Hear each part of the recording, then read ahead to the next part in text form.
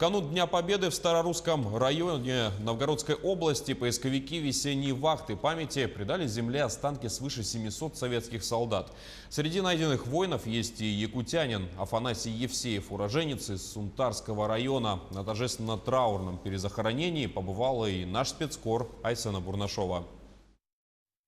Прошу поисковиков приступить к церемонии захоронения останков 786 погибших воинов. В весенней вахте памяти приняли участие 42 поисковых отряда, все из разных регионов нашей страны – Новгорода, Ямала, Якутии. Почти 500 человек за 2 недели кропотливой работы подняли останки 786 воинов. Наш лагерь находится в деревне Давыдово.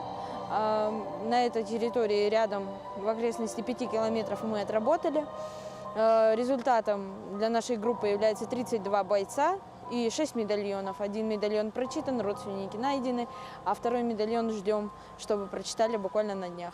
Поисковикам удалось установить имена 13 бойцов. Среди них и уроженец деревни Шея Сунтарского района Якутии Афанасий Иванович Евсеев. Проводить героев в последний путь приехали его родные. В 1942 году в возрасте 22 лет Афанасий Евсеев отправился на фронт. Воевал в 23-м гвардейском полку. Спустя 2 года, освобождая новгородскую деревню Котецка, солдат погиб и считался без вести пропавшим. И буквально в конце апреля его останки были найдены в братском могиле старорусским отрядом «Патриот». Как признаются поисковики, имя якутского бойца они смогли установить лишь благодаря его личным вещам – именной ложке и медали. Только благодаря ложке, только.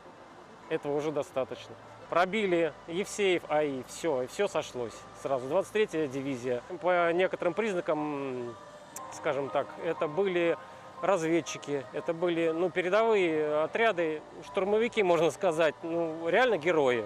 Известно, что перед смертельным боем Афанасий Евсеев успел написать письмо и оставил его жительнице Старорусского района с просьбой отправить записку его родным в Якутию. Но до адресата весть дошла лишь спустя десятки лет. В 70-х вот эта женщина написала моей бабушке и сказала, вот он вернулся или не вернулся, он просто мне вот такое письмо оставил.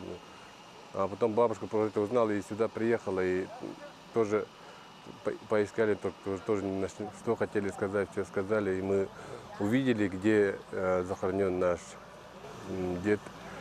И скоро, наверное, еще придем и памятник поставим. Именная ложка и медаль солдата теперь отправятся в Якутию. Не исключено, что эти вещи обретут свое место в музее, как зримая память о войне и героизме советских воинов. Останки всех 786 солдат погребены на Симоновском кладбище Старой Руссы. Вскоре здесь появится стелла, где будут высечены имена защитников новгородских земель. Айсена Бурнашова, Новгородская область, город Старая Русса.